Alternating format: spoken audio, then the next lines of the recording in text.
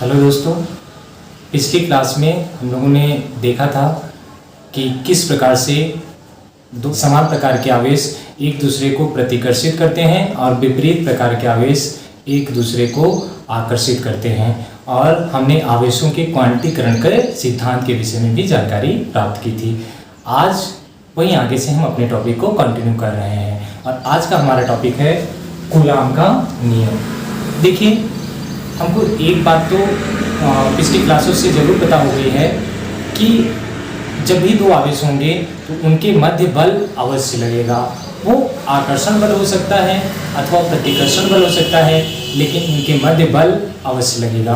अब वो बल परिमाण में कितना होगा, इसी को बताया कूलाम ने। कूलाम ने कहा कि किन्हीं दो बिंदु आवेशों के मध्य लगने वाला बल इन आवेशों के गुणनफल के अनुपाती तथा इनकी बीच की दूरी के वर्ग के व्युत्क्रमानुपाती होता है। देखिए, आपने क्लास 11th में न्यूटन के सार्वत्रिक गुरुत्वाकर्षण का नियम पढ़ा था। ये नियम कुछ वैसा ही है। न्यूटन के सार्वत्रिक गुरुत्वाकर्षण के नियम में आपने पढ़ा होगा कि F बराबर कैपिटल G m1 m2 बटे में r स्क्वायर। ये किन्हीं भी दो पिंडों के मध्य लगने वाले आकर्षण बल को ज्ञात करने का सूत्र होता था। ठीक वैसा ही नियम है कूलाम का नियम, लेकिन कूलाम का नियम दो आवेशों के मध्य लगने वाले बल के लिए बल को निकालने के लिए इस्तेमाल किया जाता है। तो आइए देखते हैं कूलाम का नियम क्या कहता है।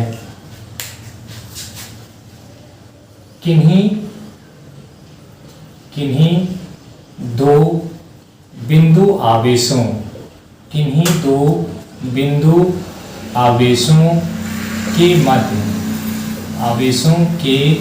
मध्य लगने वाला बल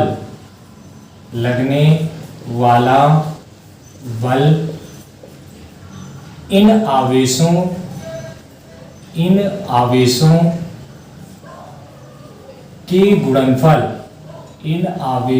के गुणनफल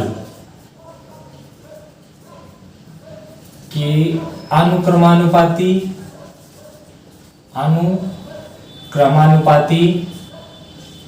तथा इनके बीच की दूरी के वर्ग के व्युत्क्रमानुपाती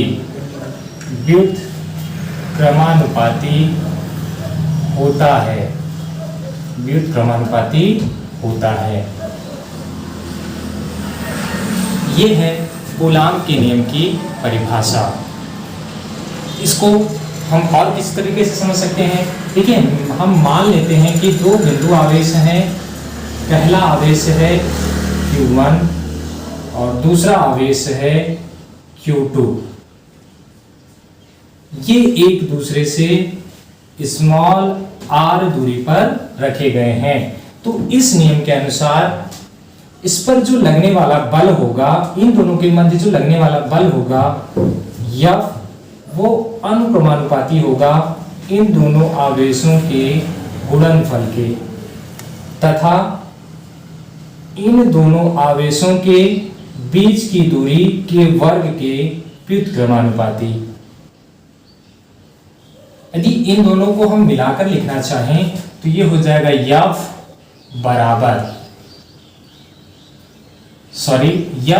अनुक्रमानुपाती है Q1 Q2 बटे में r स्क्वायर। जब मैं अनुक्रमानुपाती का साइन हटा करके एक बराबर का साइन लगाता हूं तो यहां पर एक कांस्टेंट लगाते हैं, तो F बराबर हो जाएगा K Q1 Q2 बटे में r स्क्वायर। K का जो मान होता है वो होता है 1 बटे 4 पाई एप्सिलॉन नॉट। इसको पढ़ते हैं एप्सिलॉन नॉट, इसको पढ़ते हैं एप्सिलॉन नॉट या एप्सिलॉन जीरो।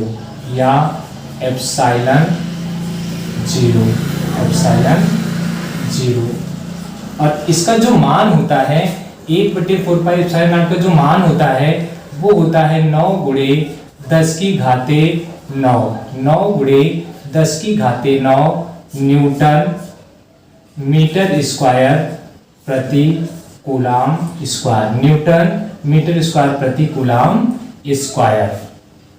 जहां एप्सिलॉन नॉट क्या है? एप्सिलॉन नॉट है निर्वात की विद्युतशीलता। एप्सिलॉन नॉट है निर्वात की विद्युतशीलता,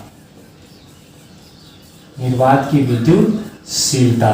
और एप्सिलॉन नॉट का जो मान होता है वो होता है 8.854 गुणे 10 की घाते -12 कूलाम स्क्वायर न्यूटन प्रति मीटर स्क्वायर। इसको आप ध्यान रखिएगा, इस बार के बोर्ड एग्जाम में 1 नंबर के प्रश्न में ये सीधे पूछा गया था कि निर्वात की विद्युतशीलता का मान कितना होता है और इसका मात्रक क्या होता है। तो अब देखिए हमारा कूलाम का नियम कैसे हो जाएगा, F बराबर हो जाएगा K का मान कितना है 1/4 pi epsilon not Q1 Q2 बटे में R स्क्वायर, Q1 Q2 बटे में R स्क्वायर। ये होता है किन्हीं दो बिंदु आवेशों के मध्य लगने वाला बल का सूत्र।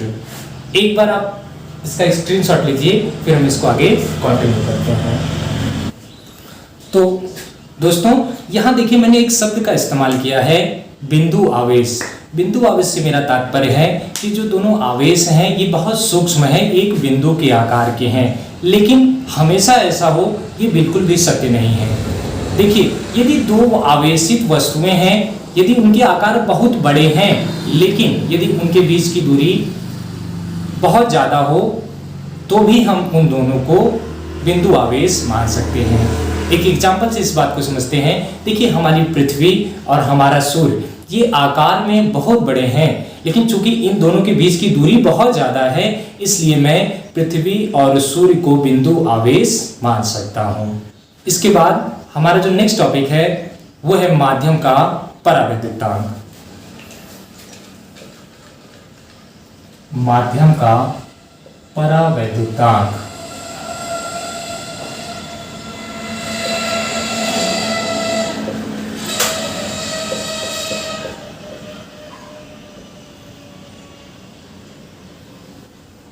माध्यम का परावैद्युतांक, देखिए ये क्या होता है। देखिए किसी माध्यम की विद्युतशीलता और निर्वात की विद्युतशीलता के अनुपात को उस माध्यम का परावैद्युतांक कहते हैं। यदि इसको हम एक आम भाषा में समझना चाहें तो आप समझ सकते हैं कि परावैद्युतांक से हमको ये पता चलता है कि जब भी दो आवेश एक दूसरे से कुछ दूरी पर रखे गए होंगे तो उनके मध्य लगने वाला बल किस प्रकार से प्रभावित होगा, ये हमको पता चलता है माध्यम के परावैद्युतांक से। अर्थात जब किन्हीं दो आवेशों के बीच निर्वात अथवा वायु न होकर के कोई दूसरा माध्यम हो तब उन दोनों आवेशों के मध्य लगने वाला बल किस प्रकार से प्रभावित होगा, कम अथवा ज्यादा होगा, इसकी जानकारी हमको मिलती है किसी माध्यम के परावैद्युतांक से। ये होता क्या है, किसी माध्यम की विद्युतशीलता और निर्वात की विद्युतशीलता के अनुपात को उस माध्यम का परावैद्युतांक कहते हैं। इसको हम लोग K से प्रदर्शित करते हैं। तो एक बार इसकी परिभाषा लिख लेते हैं। किसी माध्यम की विद्युतशीलता तथा निर्वात की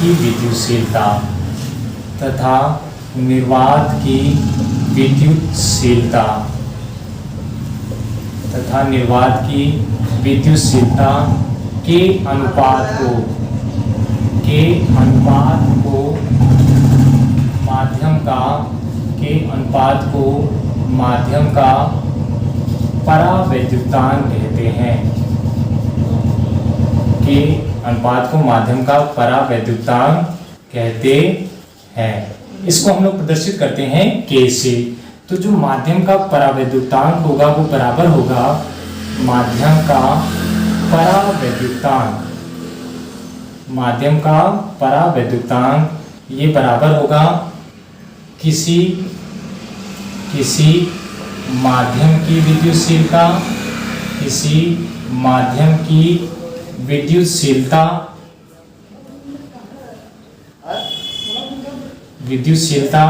तथा निर्वात की विद्युतशीलता का जो अनुपात होता है उसी को माध्यम का परावैद्युतांक कहते हैं। माध्यम के परावैद्युतांक को हम लोग K से प्रदर्शित करते हैं। K बराबर होता है, माध्यम का परावैद्युतांक बराबर होता है किसी माध्यम की विद्युतशीलता तथा निर्वात की विद्युतशीलता का अनुपात। माध्यम के परावैद्युतांक को हम लोग K से प्रदर्शित करते हैं। किसी माध्यम की विद्युतशीलता को एप्सिलॉन से तथा निर्वात की विद्युतशीलता को एप्सिलॉन नॉट से प्रदर्शित किया जाता है। तो K बराबर होता है एप्सिलॉन बटे में एप्सिलॉन नॉट, जहाँ एप्सिलॉन क्या है, किसी माध्यम की विद्युतशीलता है, और एप्सिलॉन नॉट क्या है, निर्वात की विद्युतशीलता है। यहाँ से यदि मैं K का मान निकालना चाहूँ, यहाँ से यदि मैं एप्सिलॉन का मान निकालना चाहूँ, तो ये बराबर हो जाएगा K इंटू एप्सिलॉन नॉट। देखिए, यदि हम जो दोनों बिंदु आवेश ले रहे हैं उनके मध्य निर्वात अथवा वायु न होकर के कोई माध्यम हो, तब देखिए उनके मध्य लगने वाला बल किस प्रकार का होगा। यदि ये जो दोनों आवेश हैं इनके मध्य निर्वात अथवा वायु न होकर के इनके बीच कोई माध्यम हो, तो लगने वाले जो बल का सूत्र होगा वो बराबर हो जाएगा 1 बटे F बराबर 1 बटे 4 पाई एप्सिलॉन Q1 Q2 बटे में R स्क्वायर, जहाँ एप्सिलॉन क्या है, ये इस माध्यम की विद्युतशीलता है। यहाँ से यदि मैं एप्सिलॉन का मान यहाँ रख दूं तो F बराबर हो जाएगा 1 बटे 4 पाई एप्सिलॉन नॉट के Q1 Q2 बटे में R स्क्वायर। ये होता है दो बिंदु आवेशों के मध्य लगने वाला बल, लेकिन कब, जब दोनों आवेशों के बीच निर्वात अथवा वायु ना होकर के कोई माध्यम हो। एक बार आप इसका स्क्रीनशॉट लीजिए, फिर हम आगे कंटिन्यू करते हैं। हमारा नेक्स्ट टॉपिक है 1 कूलाम की परिभाषा।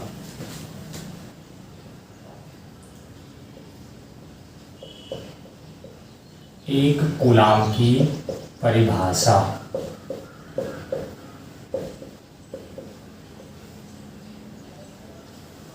देखिए, अभी हम लोगों ने सीखा था कि दो बिंदु आवेशों के मध्य जो लगने वाला बल होता है वो किसके बराबर होता है, वो होता है F बराबर 1 बटे 4 pi epsilon not Q1 Q2 बटे में R स्क्वायर। यदि हमने जो दोनों आवेश लिए हैं Q1 और Q2, इन दोनों आवेशों के परिमाण बराबर हो जाएं और वो कितने हो जाएं, 1 कूलाम के हो जाएं, और इनके बीच की जो दूरी है R वो 1 मीटर हो जाए, तो देखिए बल कितना हो जाएगा, F बराबर हो जाएगा 1 बटे 4 पाई एप्सिलॉन नॉट, Q1 का मान कितना 1, Q2 का मान भी 1, दूरी कितनी है 1, ये हो जाएगा स्क्वायर। इसको जब आप सॉल्व करेंगे तो F बराबर आएगा 1 बटे 4 पाई एप्सिलॉन नॉट, और इसका मान मैंने अभी आपको बताया था, F बराबर होता है 9 गुणे 10 की घाते 9 न्यूटन। यहीं से देखिए हम 1 कूलाम की परिभाषा का 1 कूलाम को परिभाषित कर सकते हैं। देखिए, 1 कूलाम वह आवेश है, 1 कूलाम वह आवेश है जो अपने से 1 मीटर दूरी पर स्थित समान परिमाण तथा समान प्रकृति वाले दूसरे आवेश पर 9 गुणे 10 की घाते 9 न्यूटन का बल लगाता है। एक बार परिभाषा लिखते हैं। 1 कूलाम वह आवेश है, 1 कूलाम वह आवेश है जो अपने से 1 मीटर की दूरी पर स्थित 1 मीटर की दूरी पर स्थित, 1 मीटर की दूरी पर स्थित समान परिमाण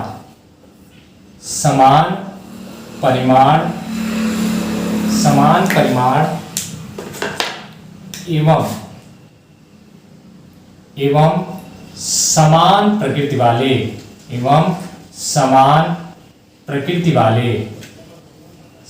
प्रकृति वाले किसी दूसरे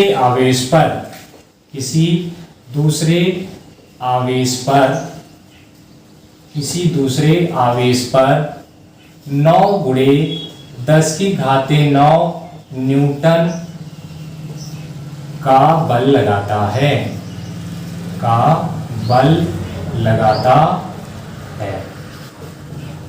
ये हो गई एक कूलाम की परिभाषा। आप चाहें तो इसका स्क्रीनशॉट ले सकते हैं। हमारा नेक्स्ट टॉपिक है कूलाम के नियम का सदिश रूप। कूलाम के नियम का सदिश रूप। कूलाम के नियम का सदिश रूप। कूलाम के नियम का सदिश रूप। कूलाम के नियम का सदिश रूप। देखिए, कूलाम का नियम बताता क्या है? किन्हीं दो बिंदु आवेशों के मध्य लगने वाला बल। किन्हीं दो बिंदु आवेशों के मध्य लगने वाला बल। देखिए, मैं मान लेता हूं कि ये पहला बिंदु आवेश है जो कि है Q1। इससे r दूरी पर कोई दूसरा बिंदु आवेश Q2 रखा गया है। अभी के लिए मैं मान रहा हूं कि इन दोनों आवेशों के जो प्रकृति है वो समान है और इनके परिमाण भी समान हो सकते हैं। देखिए, ये आवेश धनावेश है और ये भी धनावेश है, तो समान प्रकार के आवेश हो गए। समान प्रकार के आवेशों में प्रतिकर्षण बल लगता है, अर्थात ये Q1 वाला आवेश इस Q2 को अपने से दूर हटाने का प्रयास करेगा और कुछ इस दिशा में बल लगाएगा, कुछ इस दिशा में बल लगाएगा। ये बल को हम दिखाते हैं F से। किस पर लग रहा है? दूसरे वाले पर। किसके कारण लग रहा है? पहले वाले पर। तो मैं इसको लिखूंगा F21। ये एक सदिश राशि है तो इसको लिखूंगा F21। अब दूसरा वाला आवेश भी पहले आवेश पर बल लगाएगा और उसकी दिशा कुछ इस प्रकार से होगी। बल को हम लोग लिखते हैं F से। ये बल किस पर लग रहा है? पहले वाले आवेश पर लग रहा है। किसके कारण लग रहा है? दूसरे वाले आवेश पर। तो इसको लिखेंगे F12। चूंकि बल एक सदिश राशि है तो इसको लिखेंगे वेक्टर F12। Vector F12। ये वेक्टर F12। यदि मैं इनके बीच की दूरी लिखना चाहूं तो देखिए कैसे लिख सकते हैं बेटा। जो F21 की दिशा है, F21 की दिशा है वो कैसे है? वो है 1 से 2 की ओर। देखिए ना, ये F21 की दिशा कैसे? ऐसे, मतलब 1 से 2 की ओर। और दूरी को हम लिखते हैं R से, तो उसको लिखेंगे R21। R12, क्योंकि लगने वाले बल की दिशा कैसे? 1 से 2 की ओर। तो यहां मैं लिख दूंगा कैप। इसी प्रकार से जब मैं इस वाले आवेश के लिए दूरी लिखूंगा तो उसके लिए लिखूंगा भैया R, और ये लगने वाले बल की दिशा कैसे है? 2 से 1 की ओर। तो इसको मैं लिखूंगा R21 और यहां लिख देंगे कैप। इसकी दिशा कैसे है? 2 से 1 की ओर। अब देखिए, कूलाम के नियम से हम लोग क्या जानते हैं कि F बराबर होता है 1/4 pi epsilon not Q1 Q2 बटे में R स्क्वायर। लेकिन हम लोग तो कूलाम के नियम का सदिश रूप कर रहे हैं ना, तो सदिश में दो चीजें होती हैं। सदिश में एक तो क्या होता है? सदिश में एक तो होता है परिमाण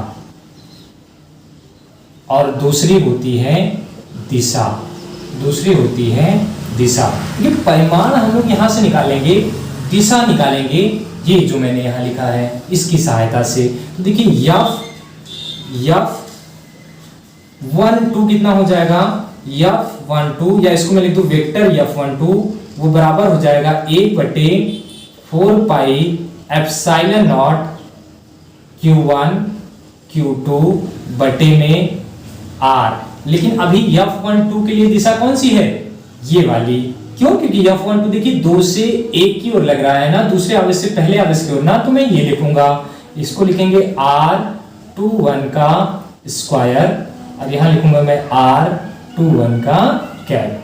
ध्यान देने वाली बात है कि मैं जो यहां लिखता हूं उसका उल्टा यहां और यहां लिखता हूं।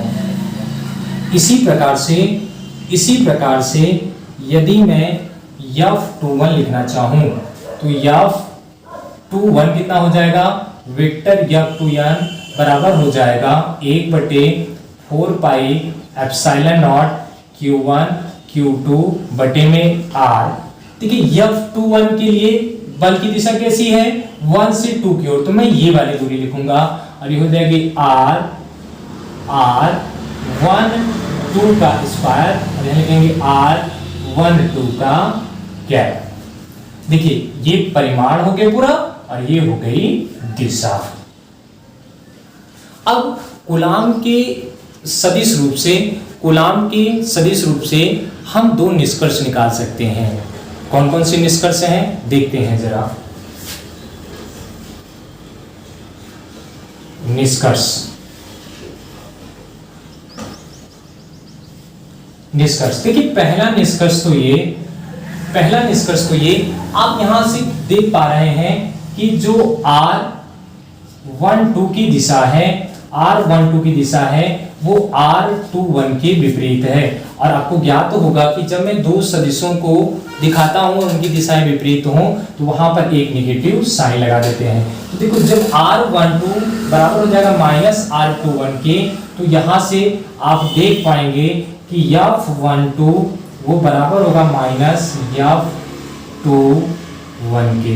यहां से हमको ये पता चलता है कि किन्हीं भी दो बिंदु आवेशों के बीच लगने वाला बल परिमाण में तो बराबर होता है किंतु दिशा में विपरीत होता है। ये बिल्कुल वैसा ही है जैसा आपने पिछली क्लासों में न्यूटन की क्रिया और प्रतिक्रिया का नियम पढ़ा था कि एक वस्तु दूसरी वस्तु पर जितना बल लगाती है, दूसरी वस्तु भी पहली वस्तु पर उतना ही बल लगाती है, लेकिन इन दोनों बलों की दिशाएं परिमाण में तो बराबर लेकिन दिशाएं क्या होती हैं? विपरीत होती हैं। तो पहला निष्कर्ष हमने क्या निकाला कि किन्हीं भी दो बिंदु आवेशों के मध्य लगने वाला बल परिमाण में बराबर किंतु दिशा में विपरीत होते हैं। जो दूसरा निष्कर्ष आता है बाबू वो ये कि आप ध्यान से देख पाइए कि F12 और F21 दोनों क्या है? केंद्रीय बल हैं। केंद्रीय बल से मेरा तात्पर्य है कि यह दोनों आवेशों के केंद्रों को मिलाने वाली रेखा के अनुदिश कार्य करते हैं। अनुदिश से मेरा मतलब है दिशा में। आप देख रहे हैं F21 और F12 दोनों इन दोनों आवेशों के केंद्रों को मिलाने वाली रेखा के अनुदिश कार्य कर रहे हैं। तो दूसरा निष्कर्ष हम यहां से निकाल सकते हैं कि बिंदु आवेशों के मध्य लगने वाला बल